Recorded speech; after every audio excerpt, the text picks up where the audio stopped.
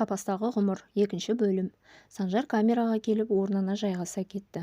Құшағы неткен ыстық еді деген ой келді оған. Кенет 2 жылдан бері қатулы қабағы ашылып, жүзіне күлкі үйірілді. Перизатты танып білгелі 5 жыл болса да, Санжар оған алғашқы рет басқаша қарай бастады.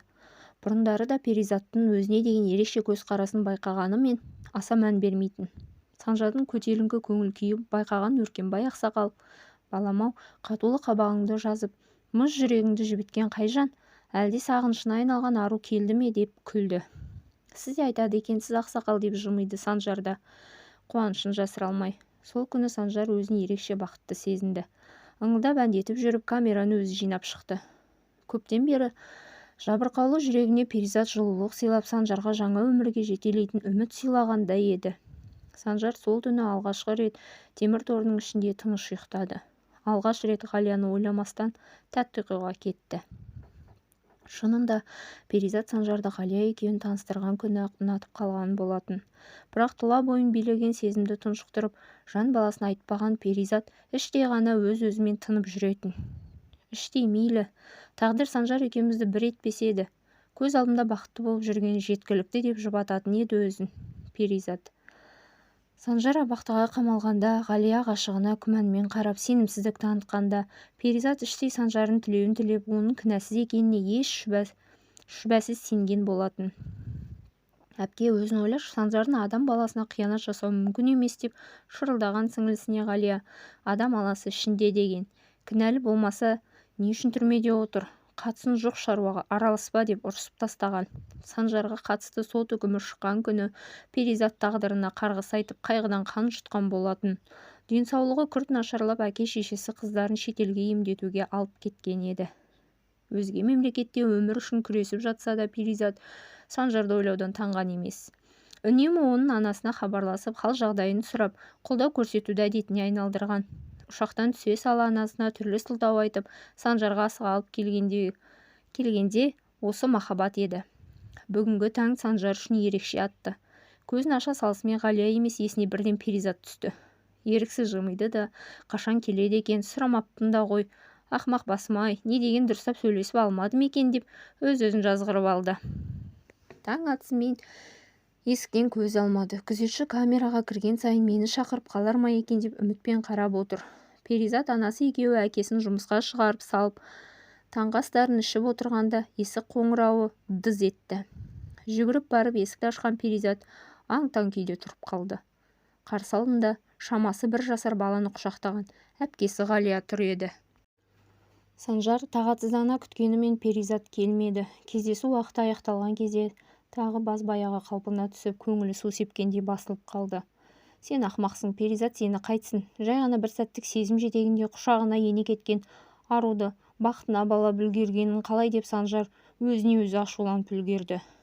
4 қабырғаға қамалған Санжар жүрегінде енді ғана бой көтерген сезіммен күресіп жатқанда, Перизат сол күнгі таңды өзегін өртеген ауыр мұңмен атырды. Санжар мен енді бақытты боламын деген шағында әпкесінің аяқ астынан келе қалғаны Перизатты есінен ауысардай күйге бөледі. Бойын билеген қызғаныш пен әпкесіне деген өкпесі оны құшақ жая қарсы алуға мұрша бермеді. Суық қанда амандасқаны болмаса, жарытып сөйлеспеді де. Ғалияның «менің балам Арлан» деп таныстырған сәбидің Санжарды көргендей болғанымен Перизат анықтап ештеңе сұрамады. Жай ғана сағынған соң келген болар, көп замай келген жағына кетер деп іштей өзін жұбатқандай болды. Перизат орнынан сүйретіле тұрып ас бөлмеге келді. Баласына таңғы асын беріп жатқан Ғалияға көз алмай ұзақ қарады. «Саған не болған? Тесіле қарадың ғой. Мына тұрысын мүлде ұнамай тұр. Мен келгенме қуанбаған сияқтысың» деген Ғалияға Перизат неге деген жалғыз ауыз сұрақты турасынан қойды. «Түсінбедім, неге» деп Ғалия әуелде сіңілісінің тосыннан қойған сұрағын түсінбей қалды. «Неге келдің деймін?» Перизаттың бұл жолы даусы өктем шықты. «Келгім келген соң келдім. Не шаруан бар? Сенен сұрамайтын шығармын» деді Ғалия. Перизаттың бұл қылығына таңырқап, «Санжарға барасың ба?» деп сұраған Перизатқа: «Білмеймін, Арлан жайлы білсе деймін. Жаман болсын, жақсы болсын, әкесі ғой» деген сөздерден кейін Перизат одан әрі өз-өзін ұстай алмады. «Санжардың сенің кесіріңнен қиналғаны аз ба? Не деген өзімшіл едің? Оған қолдауын керек кезде қашып кеттің емес пе? Енді қай бетіңмен бармақшысың? Көзіне қалай қарайсың? Темір тордың бер жағында баласы бар екенін білсе, одан бетер қиналады ғой деп Перизат жылап жіберді.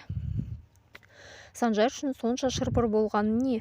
Оның үстіне балам есін біліп келе жатыр. Әкесін көруге құқығы бар. Санжарға шындықты айтпасам, ол мені өмірі кешірмес деп көлгірсіп отырған Ғалияға. Бала сонікі екеніне кім кепіл деген Перизат өзінен мұндайды күтпеген еді. Сұрауын сұрап алып, артынан сол мезетте-ақ өкініп үлгерді.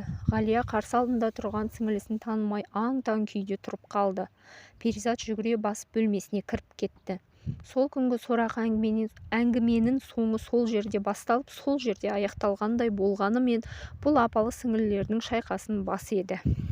Қасымов сыртқа қонағын бар деген күзетшіге қателескен шығарсыз, апам бағана келіп кеткендей беріп еді. Санжар келіп тұрған әдемі бойжеткен деді күзетші. Бейқам отырған Санжар қуанып толқып кетті. Қадамдарын жылдамдата кездесу бөлмесіне бетке алып, Перизатына асыға келе жатқан Санжар өзін күтіп тұрған жанын Перизат емес, Ғалия екенін еш ойламаған еді. Қуанышы қойнына сыймай кездесу бөлмесіне асыға жеткен Санжар қарсы алдында тұрған Ғалияны көргенде өз көзіне өзі сенбеді. Ай күн санап күткен адамы енді ұмыттым-ау дегенде көзіне қарап күлімсіреп тұрғаны Санжар үшін оңайға соқпады. Тілі байланған күйі орындыққа отыра кетті. Үнсіздікті қалағаны ма, жоқ әлде Санжардың алдында өзін кінәлі сезінгені ме, Ғалияның бірінші болып тіл қатуға дәті бармады. Ескі ғашықтар арасында жауабы жоқ сұрақтарға толы үнсіздік орнады. Санжардың көз алдынан Ғалиямен өткізген бақытты күндері сырғып өтті. Ыстық сәттерге толы естеліктер жадында сақталып қалғанымен, баяқша жүрегін жылытпады. Егер осыдан 3 күн бұрын келгенінде мүмкін Ғалияны құшағына қысып жібермес еді. Бірақ бүгін емес. Бүгін ол Ғалияны емес, Перизатты күтті емес пе? Дәл қазір Ғалия не десе де аяғына жығылып кешірім сұраса да, Санжардың көңіліндегі Перизатқа деген ықыласы әлемнің тартылыс күшіндей әлде қайда күшті еді. Не де болса Санжар көкейіндегі сұрақтарға жауап алу ниетте арада орнаған тыныштықтың селін бұзғандай. Қалайсың, амансың ба деді Санжар суық қана. Мен жақсымын. Сен қалайсың деген Ғалияның даусы дірілдеп жанарына жас үйірілді. Не үшін келдің? Менің ақтығыма, кінәсіздігіме күмәнмен қарап, махаббатымыздан бас тартып кете бардың емес пе? Содан бері не өзгерді? Мен сен үшін жан алғыш қылмыскер емес пе едім деген Санжар жылдар бойы ішінде сақтап келген өкпесін жайып салғандай болды. Кешірші мені. Білем кінәлімін. Ақталуға қақым жоқ. Не жағдай болса да саған сенім арту керек еді деп Санжарды сөзіне сендіргісі-ақ келгенімен, іштей күмән мен күдіктен әлі де айға қоймаған еді Ғалия. Бірақ алдында тұрған жанды бес саусағындай білетін Санжар Ғалияның көздерінен-ақ өзіне деген сенімсіздікті байқады. Маған енді бәрібір. Сенесің бе жоқ па, мені қызықтырмайды. Келген жолыңмен кері қайт деп кетуге ыңғайланған Санжарды. Тыңдашы Санжар. Маған керексің, мені қоя берші, ұлын саған ауадай зәру деген Ғалияның сөздері Санжарды есеңгіретіп жіберді. Қайдағы ол? Сен не деп тұрсың? Бұл қай мазағын деп Ғалияға қарай жұдырғала жөнелген Санжар өз-өзін әрең ұстап қалды. Иә, ол сенің ұлың, дәл қазір өмірі қыл үстінде тұр. Менің қолымнан келмеді, донор болуға жарамаймын, естисің бе? Қылмыскер бол, басқа бол, баламды құтқар, аяғына жығылайын деп еңкілдеп жылап тұрған Ғалияға Санжар сенер-сенбесін білмей тұрып қалды. Санжар естіген құлағына сенбей, өңіме түсіме ажырата алмай тұрғанда күзетші қолына кісенін салды да еш жиюына мұрша бермей алып кетті. Мен тағы келемін деп айғайлап Ғалия қалды. Баласы үшін шырпыр болған Ғалия өкініштен кеуде тұсын алақанымен ұрғылай берді. Көз алдында шырағы өшіп бара жатқан баласын аман алып қалу үшін қолынан келгенін жасауға бар еді.